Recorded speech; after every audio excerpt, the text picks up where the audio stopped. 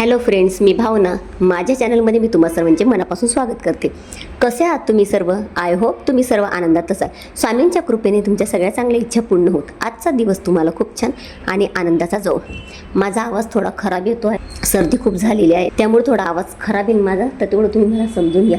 तर आजचा जो व्लॉग मी तुमच्यासोबत शेअर करते आहे हा 28 तारखेचा आणि दत्त जयंतीचा आहे.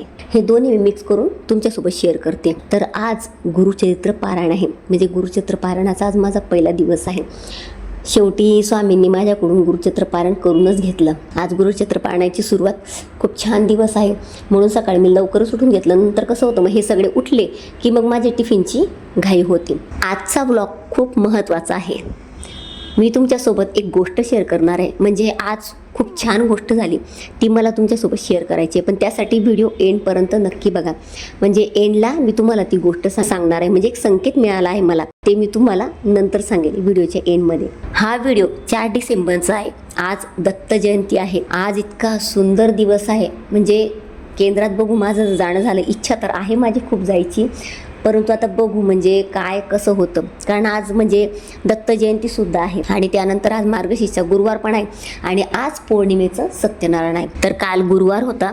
गुरुवारची उत्तर पूजा, आपला महालक्ष्मीचा गुरुवार, तर त्याची आधी उत्तर पूजा करून घेते मी, मग नंतर गुरुचरित्र वाचनाला सुरुवात करेन. मार्गशीर्षची पूजा मांडली की असं वाटतं की म्हणजे पूजा अशीच ठेवावं, दुसऱ्या दिवशी उचलायची इच्छा होत नाही. देवी आईचं जे रूप असतं ते बघतच राहावं असं वाटतं, पण जे आहे नियम ते आपल्याला पाळावेच लागतात. म्हणजे तिघी पूजा, तिघ दिवस असे विशेष दिवस आजच आले.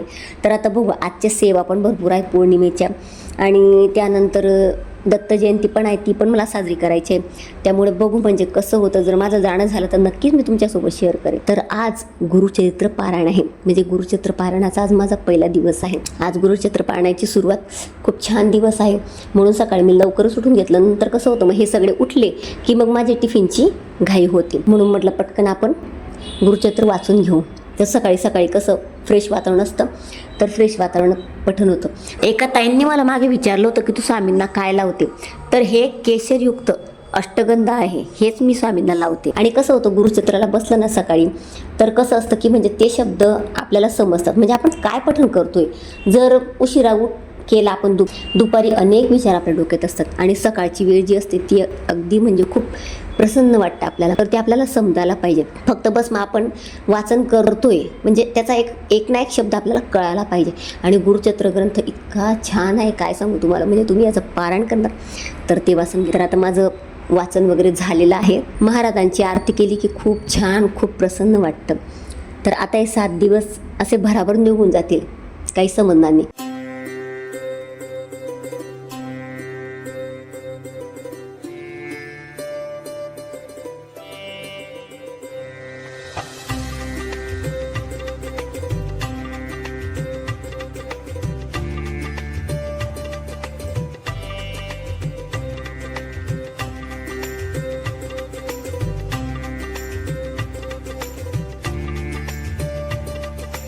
आज पाटाची अशी गडबड झाली, म्हणजे देव्याची पूजा मी करते आहे, पण असं झालं पाठ सगळे अडकले आहे. म्हणजे आता सत्यनारायणसाठी एक पाठ मी काढलेला आहे आणि गुरुचरित्राचं जी मांडणी आहे त्यात एक पाठ आहे. म्हणजे माझ्याकडे हे 4-5च पाठ आहेत, तर त्यामुळे मला म्हणजे व्यवस्थित मांडणी करता येत नाही. थोडं उंच केलं ना देवीचं, तर मग असं छान वाटतं साडी वगैरे घालायला. तर आता तुम्हाला जी गोष्ट सांगायची होती, काय गोष्ट झाली.